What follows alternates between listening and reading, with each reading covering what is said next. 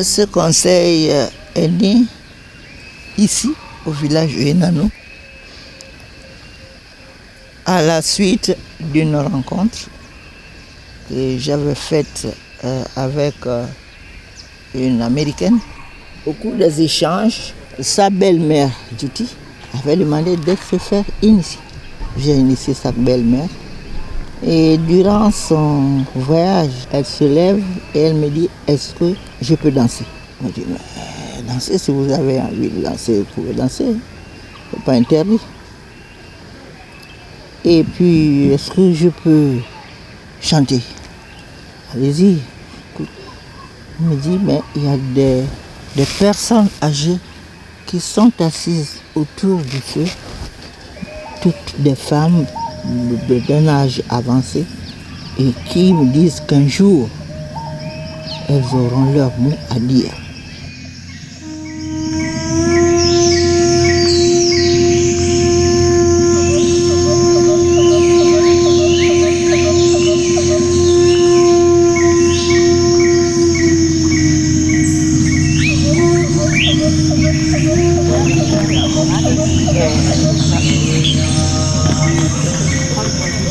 C'est ainsi que Daïna et sa belle-mère ont pris la décision de chercher des femmes un peu partout qui détiennent des connaissances traditionnelles. Septembre 2004, je reçois un courrier pour que j'aille à New York à la rencontre des autres grand-mères. Quand j'ai rencontré ces femmes, pour moi c'était naturel. C'est comme si quelque part chez moi, je savais déjà que je devais faire ça. Je n'ai pas douté aucune minute. J'étais toujours sûre parce que ce n'était pas une histoire dans ma tête, c'était une histoire de cœur. Quand nous nous sommes retrouvés, à ce moment-là, nous étions toutes seulement en cœur. C'est ça qui nous a réunis.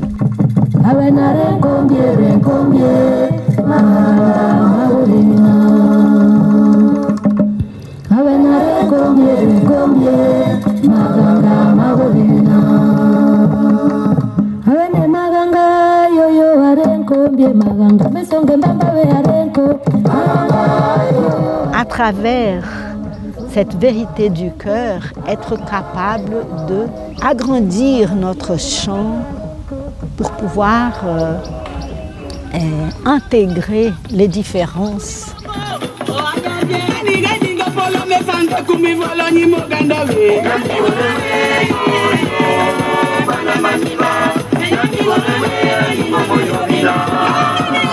Nous n'avons pas la prétention de connaître plus que les autres, mais pour l'instant, nous parlons d'une même voix, nous avons les mêmes buts et nous nous respectons réciproquement.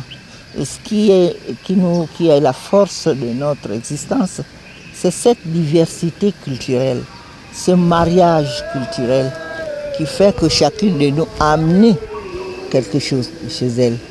Et ensemble, on peut peut-être essayer de transmettre des messages ou d'aider l'humanité. Et disons que papa, le monde entier, on parle de l'humanité. Ça, c'était la mission. Prouver au monde, aux gens, qu'avec l'alliance de nos prières, qu'on était capable de faire la paix, nous-mêmes, autour de notre table. Nous avons choisi de visiter chaque année une grand-mère. Nous avons déjà visité 12 grand-mères. Je suis la 13e, donc c'est la 13e rencontre au village de Enano où est née cette association. Et je trouve ça fantastique. Les grand-mères d'abord. Les grand-mères d'abord.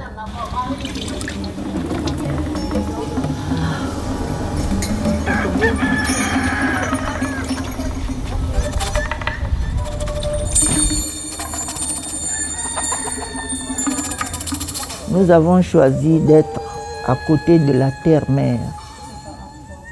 Et les grands-mères que nous sommes, nous avons une triple responsabilité.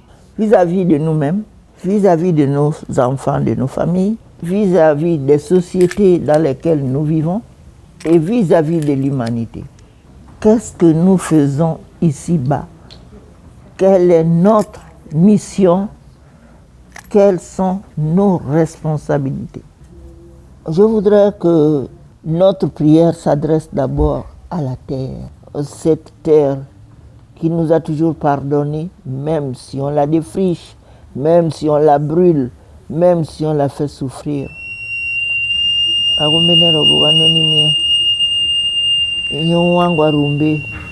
Akaga, Abota, Aungwe, Awana, Tanguna Radiza.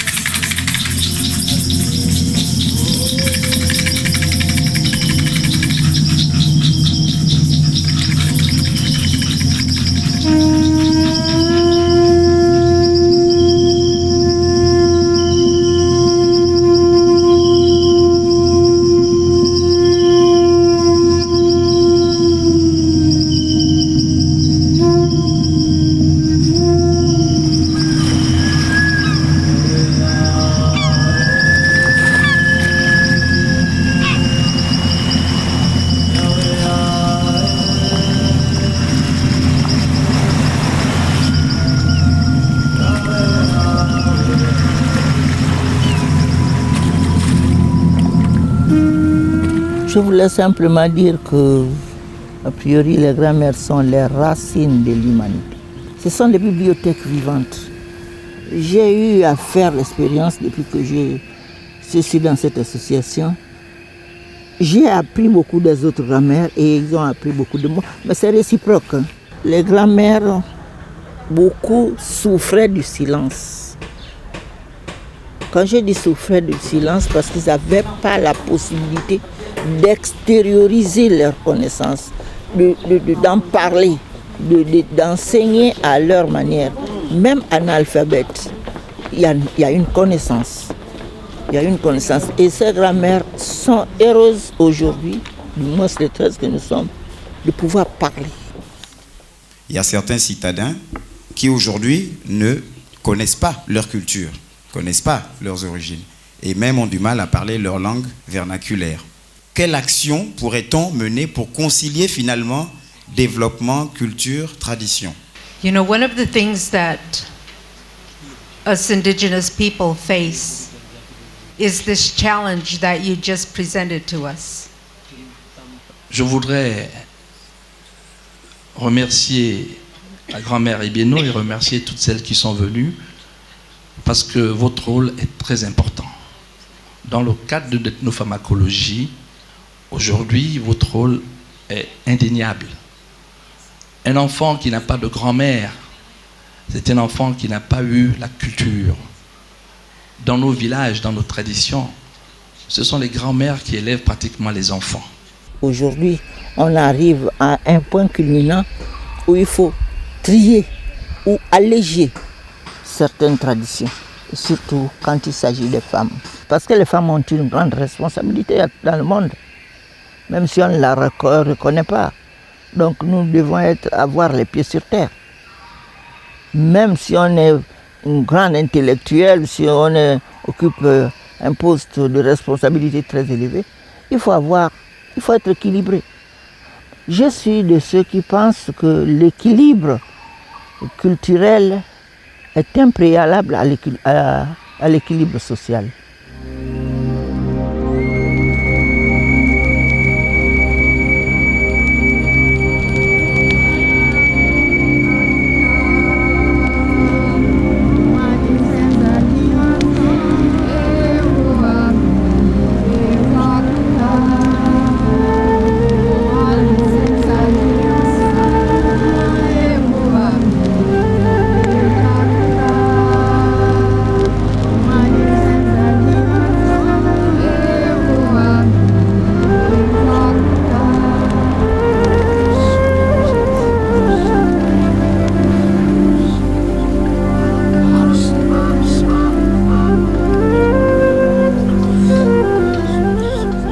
Je suis née dans la ville de Rio de Janeiro. J'ai découvert en étant très petite que je pouvais dialoguer avec les plantes. Mes frères et sœurs, ils allaient à l'école et moi, je restais à la maison avec ma mère. Elle aimait bien faire le jardin.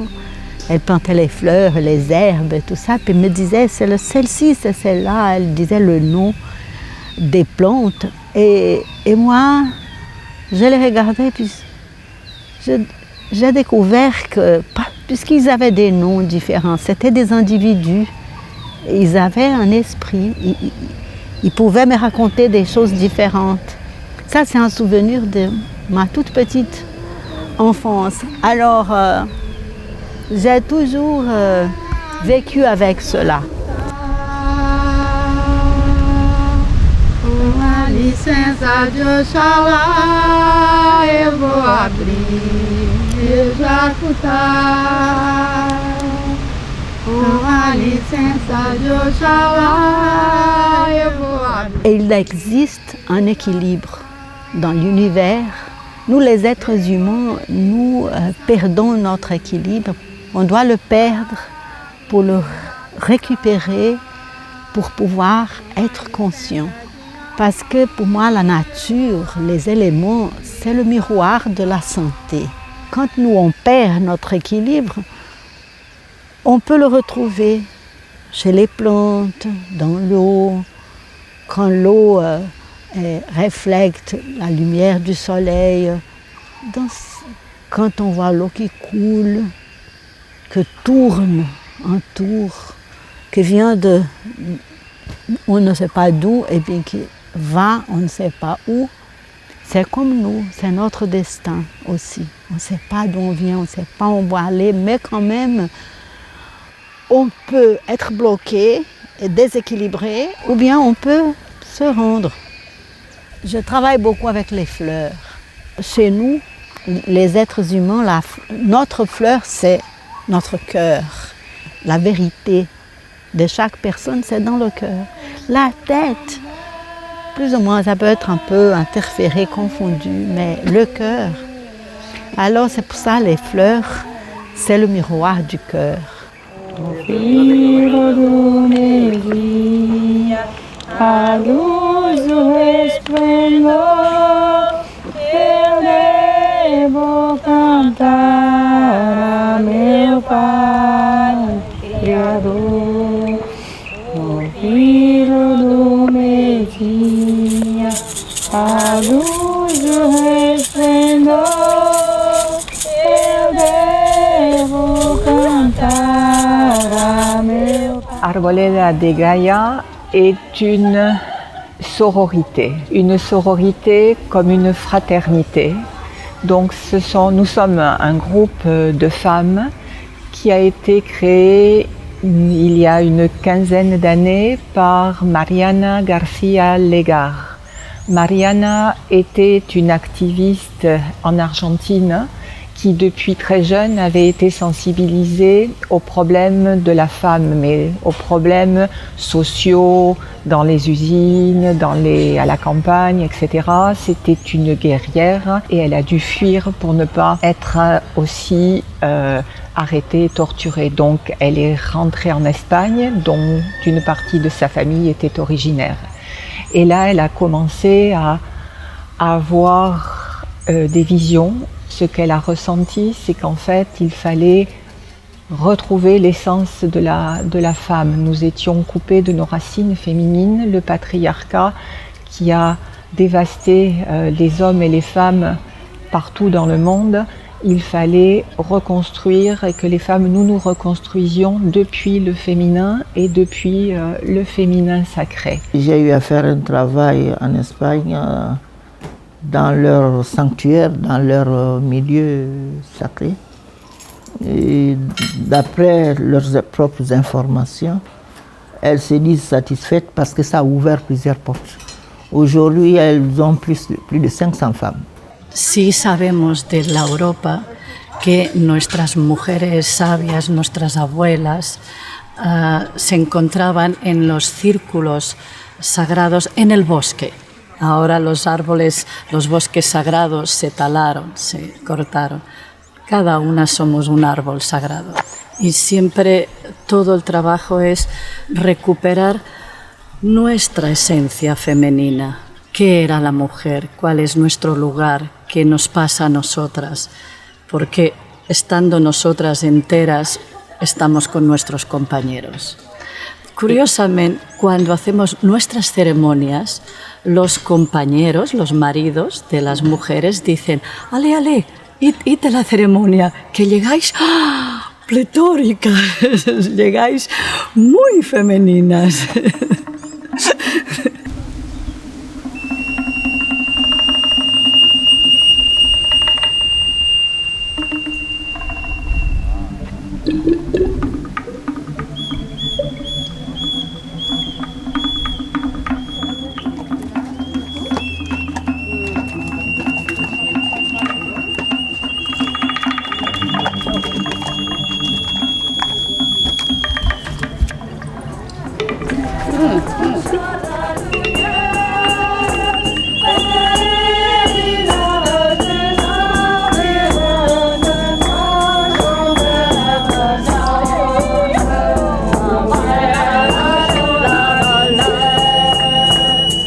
Dans tout le bassin de la Méditerranée et partout, il y a des labyrinthes. Quand Arboleda a commencé à travailler, à faire des recherches pour retrouver nos racines et notre tradition, eh bien, le symbole du labyrinthe est apparu très rapidement. Une grande partie des labyrinthes sont des labyrinthes dans lesquels on se perd. Là non, c'est un labyrinthe qui nous conduit au centre de nous-mêmes. On n'est pas perdu.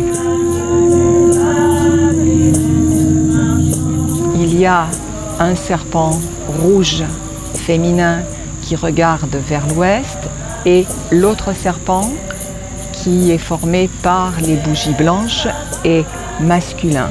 Il regarde vers l'est. C'est un processus alchimique qui se produit.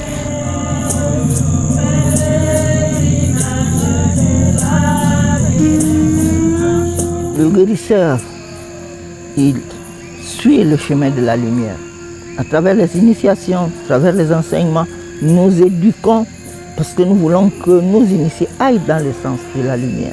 Après ces enseignements, ils sont libres. Il y a une liberté dans la spiritualité. C'est le seul centre d'intérêt où nous sommes libres. Nous sommes libres pourquoi? Parce que chacun a son cœur, chacun décide comme il le veut et à sa manière. Même ta propre fille, tu ne peux pas la contrôler, ou ton propre enfant.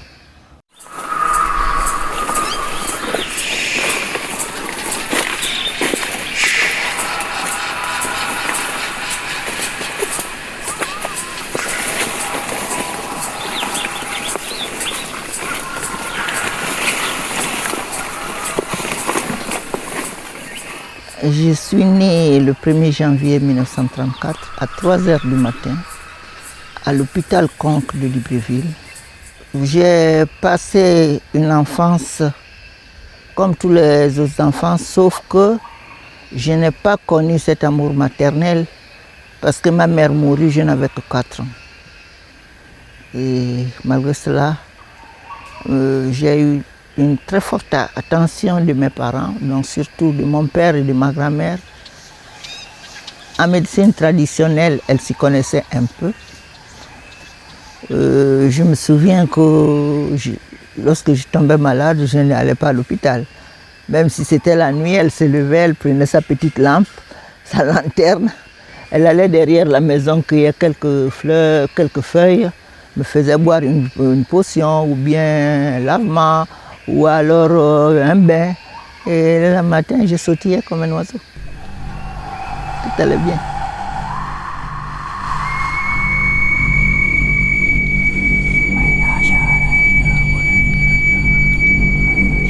Si je dois parler de cette partie qui m'amène aujourd'hui à avoir un temple, tout est parti d'une maladie. J'avais souffert pendant 3 ans de violents maux de tête. Les traitements, c'était assez aléatoire. Un jour oui, un jour ça allait, un jour ça n'allait pas. Et puis le découragement commençait à s'installer. Et Et mes parents ont décidé de se retourner vers la médecine traditionnelle. La médecine traditionnelle a été confiée aux femmes, les femmes initiées, pour savoir qu'est-ce que j'avais exactement. Donc après leurs recherches, elles ont dit que j'avais un problème tout à fait spirituel lié à mon ancêtre, à un de mes ancêtres. Donc ils m'ont initié à l'iboga. L'iboga, c'est une plante qu'on appelle la plante sacrée du Gabon. C'est la plante par excellence qui est utilisée, comme on dit, normalement pour le voyage. Ce sont des écorces de racines qui sont utilisées, des râpures d'écorces de racines qui sont utilisées pour l'initiation. Évidemment, les puristes vous diront qu'il n'y a pas que l'iboga qui est là-dedans. C'est mélangé avec d'autres plantes dont je ne vous dirai pas la composition. La composition étant secrète. Après cette initiation et après ces soins, et j'avoue que ce n'est pas seulement que de l'initiation, il y avait des soins aussi. Même au de tête ont cessé, j'étais encore chez eux. Quand vous avez un problème particulier et que vous ne savez pas exactement ce que c'est, vous vous faites initier par un maître initiateur qui vous fait absorber cette plante. Évidemment, il y a pas mal de choses que vous voyez et vous arrivez à avoir pratiquement toute votre vie. En revenant de ce voyage-là, vous accédez à plusieurs étapes, vous ouvrez des portes, s'il faut le dire, mais quand vous sortez de là, vous avez automatiquement une guérison. Chemin faisant, pendant mon voyage astral, effectivement, j'ai rencontré cet ancêtre et qui m'a dit qu'effectivement, il était à l'origine de mon problème.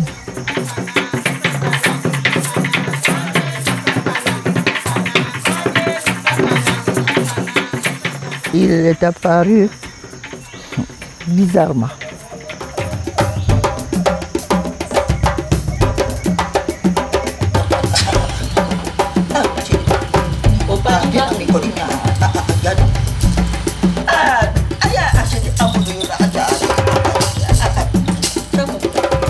Il m'a dit, dans la vie, on ne peut pas vouloir quelque chose de son contraire. On a un choix à faire. Ou tu fais du bien, ou tu fais du mal. Pour lui, je fais du bien, je suis venu aider. J'ai découvert pendant cette initiation pas mal de choses cachées. J'ai, pendant ce voyage, compris la différence entre le corps et l'âme. C'est cette souffrance de l'âme qui est la plus difficile à maîtriser, à gérer, à définir et peut-être à pas guérir, mais à soulager.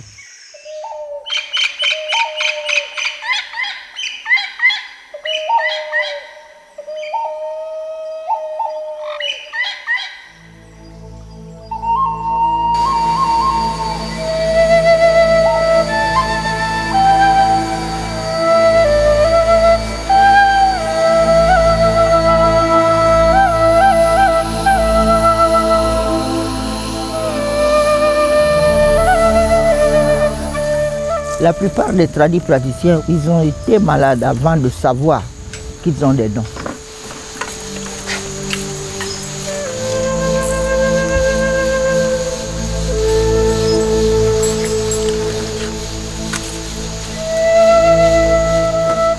Quand j'étais en Amazonie, j'ai trouvé des cas similaires.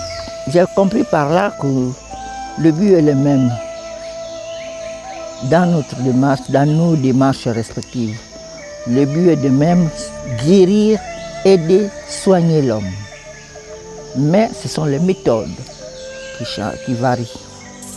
Du point de vue spiritualité, nous avons fait une prière ensemble. Tu te souviens, quand je suis arrivé, tu étais là. J'ai constaté au coup d'œil qu'il y avait certaines choses qui n'allaient pas.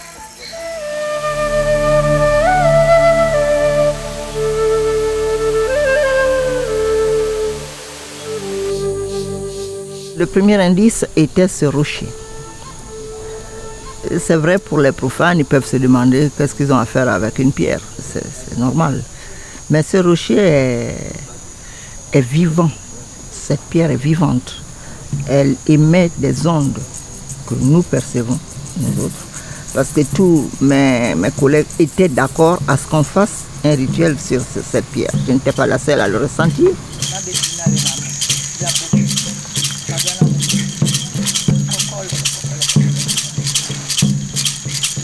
Kami kanandian.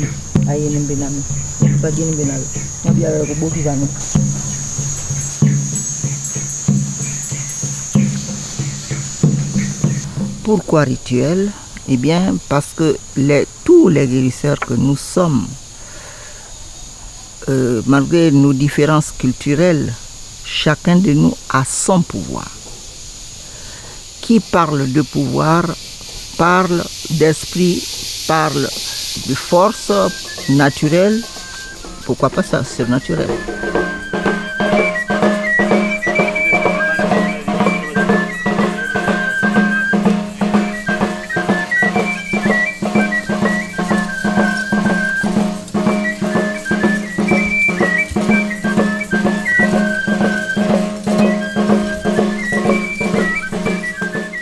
J'ai pu comparaître les connaissances traditionnelles de l'Amazonie, de la Colombie, puisqu'il y avait des maîtres colombiens, et les connaissances traditionnelles du Gabon. Et sur l'invisible, puisque c'est un voyage astral, j'ai pu comparer l'ayahuasca et l'iboga.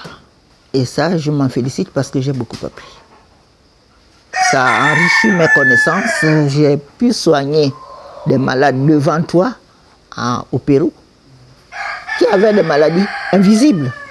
Tu te souviens du cas d'Hitler qui avait une maladie invisible. Il se portait à merveille, ce jeune garçon. Il se portait très très très bien, mais il avait un problème fondamental.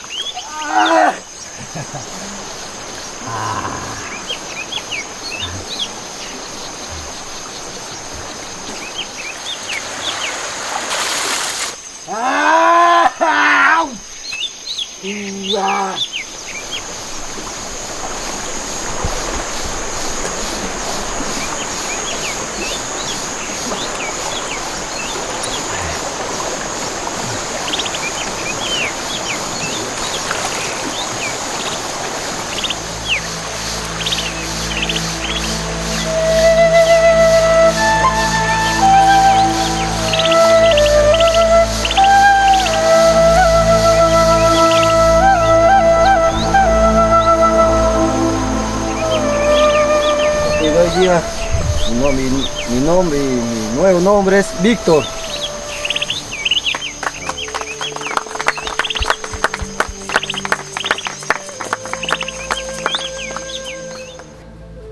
Je suis enchanté d'apprendre qu'aujourd'hui, Hitler, c'est une autre personne.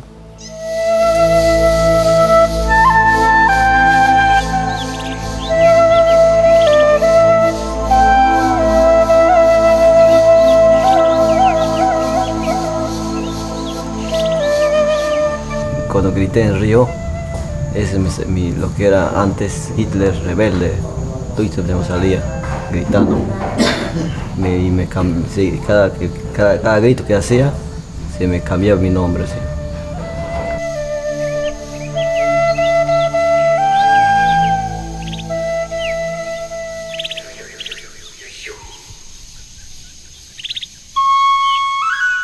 On immole une bête pour une intention bien définie, on charge la bête. On lui dit les raisons pour lesquelles elle est abattue, qu'est-ce qu'on attend en retour.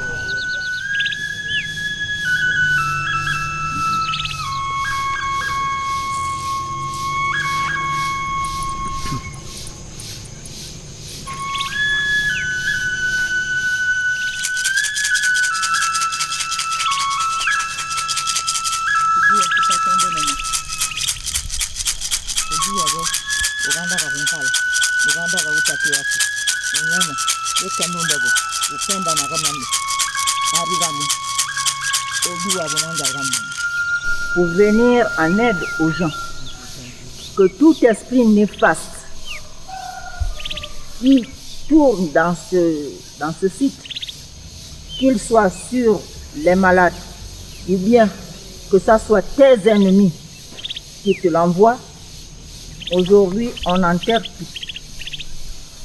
Aucun mal s'approchera de tes malades.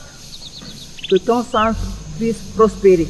Tu mets tous les vœux. Quand tu auras fini, tu me fais signe, tu ne dis plus un mot. D'abord, tu chasses le mal. À voix haute ou à voix basse? Comme tu veux. Il faudrait le charger, il faut que l'animal entende. À l'oïdo? Comme tu veux, mets la main sur la tête. Et tu emploies ton hoquet. Ton hoquet. Emploie ton hoquet.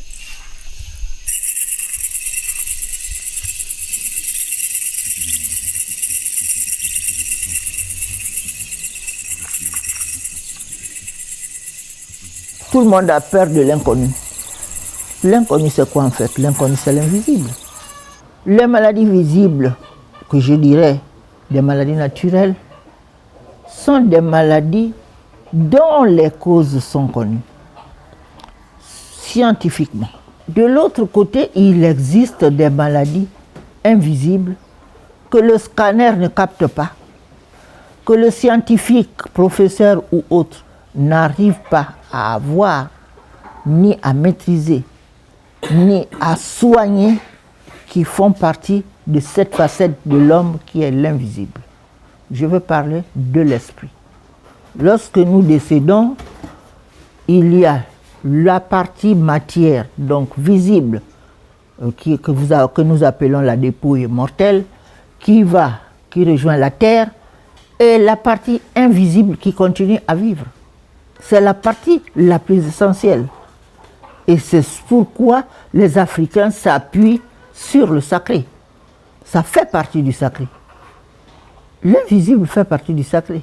Realmente o que eu senti mesmo foi assim, quanta sabedoria que se encerra dentro dos mistérios, né, dentro desse lugar tão sagrado e temeroso para nós que somos brancos, que vivemos fora, né? Eu percebi quanta sabedoria se encerra aqui, né? E como é que foi possível tanta gente ser escravizada, ser arrancada daqui, como se arrancasse um mato e levado para outros países, de uma forma tão brutal, sendo eles assim, tendo eles esse conhecimento tão incrível da vida, da natureza e do ser, né? Do ser humano.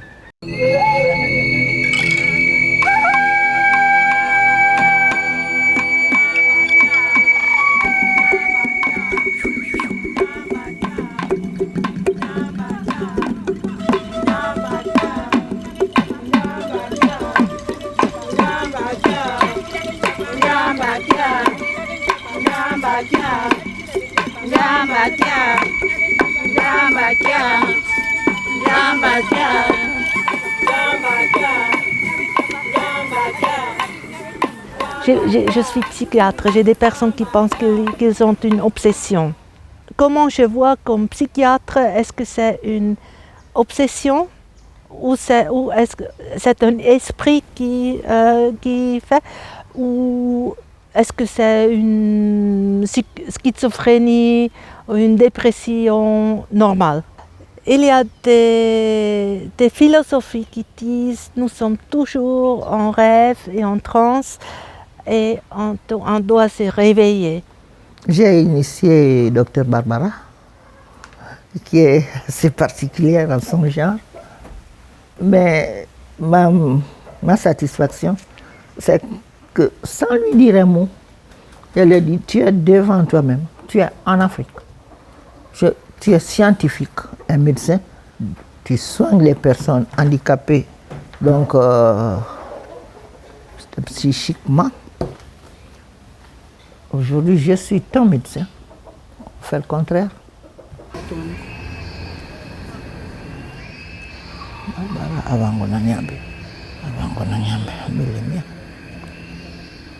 J'ai posé la question à la nature. Ma question est la suivante. Est-ce que Barbara, ici présente, est venue me voir pour une initiation? Est-ce que vous acceptez qu'elle s'initie? A-t-elle des blocages, oui ou non? S'il y a des blocages, j'aurais vu un signe contraire à celui-là. S'il n'y a pas de blocage, voilà la réponse. Là, c'est oui. Là, un ouvert, un fermé, il n'y a pas d'équilibre. J'ai un travail à faire pour que tout soit comme ça. C'est moi qui vais faire le travail, c'est toi qui es venu solliciter le travail. Mais je demande à la nature, est-ce que ça va aller? Oui. Voilà la réponse. Ah voilà. Je suis venu chez toi. Demander quelque chose. Le même Madame Barbara. Qui est venue. Je suis fait initier. Et que toute la porte sera ouverte.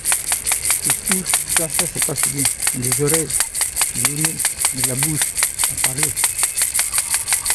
Je vous demande pardon, au nom de Satan Jambé qui m'envoie. Vous recevez ce que vous voulez, j'ai accepté, je l'ai donné, c'est ce soir. Parle. Oui. Je le demande comme Oui, ça. oui. Vos noms, vous avez fait votre nom? Ich bin Barbara. Das steht und ich will die Bewilligung, dass ich mich immer erinnere, der Tag. My name is Barbara Schmidt. I am a medical doctor, psychiatrist, homeopath, and I have my own clinic together with 5 other women since 1990. And as a homeopath, I was always interested in natural medicine. And as a psychiatrist, I was kind of fed up with the normal medications in psychiatry. And that made me go different ways.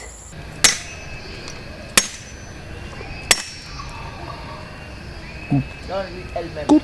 Ouais. Oui. Comme ça. Enlève les corps. Non, fort. Cut. Yes. C'est bon. It's good. Okay, it's open. C'est une découverte, une nouvelle renaissance, c'est-à-dire elle se découvre réellement. Elle-même, elle le dit à voix haute, que je suis une autre personne. Après avoir recueilli, l'écorce, il faut soigner l'arbre. Voilà pourquoi on prend un peu de terre qu'on met dessus. C'est pour le respect de la nature, pour le respect de l'arbre. On a blessé, donc on le soigne. C'est vrai que oui, les enseignements, il en faut encore plus, parce que c'est pas tout de se faire initier, mais il faut être encadré par son maître et avoir des enseignements, surtout pour un médecin. Il comprendra mieux ses patients, leur souffrance, et dorénavant, il saura dissocier la souffrance naturelle de la souffrance surnaturelle, donc de la souffrance dont les traitements doivent être axés sur l'invisible. Vous vous purifiez les mains avec de l'alcool. Hein? Vous les médecins? Oui. Avec de l'alcool. Moi je purifie avec du kaolin blanc. Avant de toucher aux plantes, j'ai un respect pour les plantes. Il faut qu'au moins mes mains soient, soient propres. Donc je les purifie.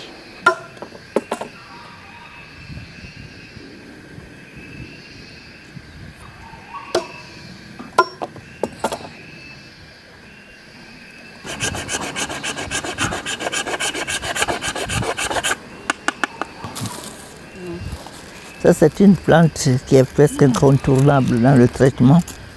Non seulement elle a des vertus médicinales pour les maladies naturelles, elle en a également sur le plan spirituel. Et voilà mon morceau. Barbara, tu viens venir regarder? Aïe, un bébé, aïe d'abord.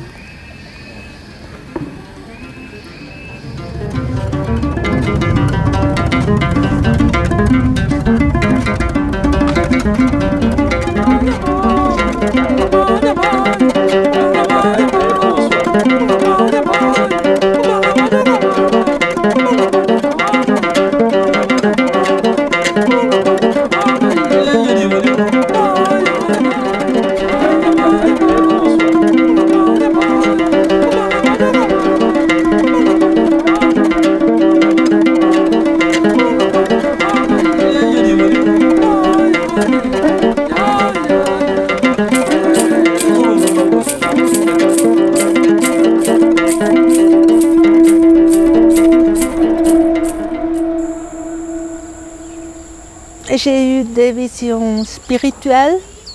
J'ai vu l'Iboga femme, Iboga homme. It was more like giving reverence to the spirit and to the connection. It was an opening of doors which I knew existed, but I couldn't go through yet.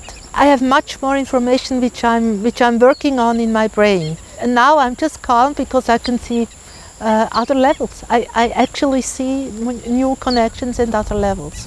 L'Iboga, tu ne peux pas dire que je vais prendre l'Iboga le matin en te réveillant comme si tu allais prendre de l'alcool. L'Iboga, c'est une plante qui soigne. C'est une plante qui est très très très puissante, et sur le plan naturel que sur le plan spirituel.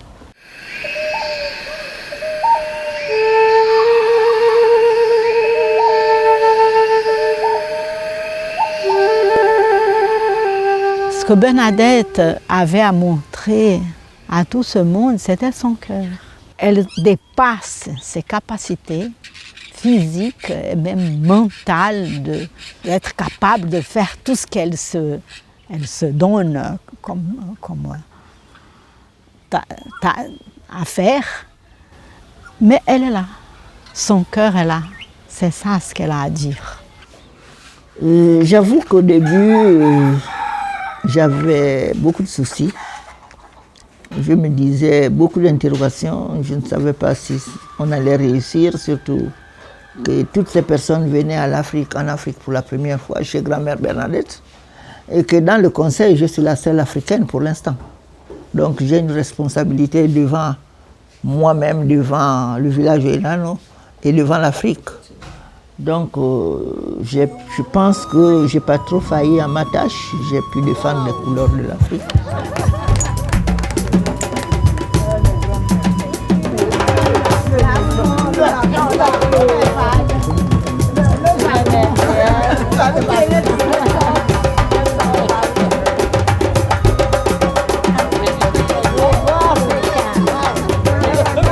Nous avons fermé le cercle, nous en ouvrons un autre, avec les jeunes, parce que nous pensons aussi à la transmission et à nos âges qui commencent à peser. Nous avons accompli quelque chose. Et nous avons déjà aussi beaucoup de résultats de ce que nous avons fait dans le monde, parce qu'il y a plusieurs des cercles de grand-mère, mais pas seulement ça. Toujours, quand on a été quelque part, quelque chose de très important s'est passé. Et notre contribution, c'était celle-là. Acho que o círculo vai se abrir mais ainda, né? Mais ainda porque a gente começou a ver a importância da voz das avós, né? E como isso pode, através desses conselhos que estão nascendo do conselho que foi o Conselho das Avós, né? Eu falo do Japão, assim, porque no Japão também está se criando um grupo de vovós e elas estão se encontrando todo ano lá no Japão. Nous avons planté ensemble un arbre et nous laisserons les fruits à nos enfants.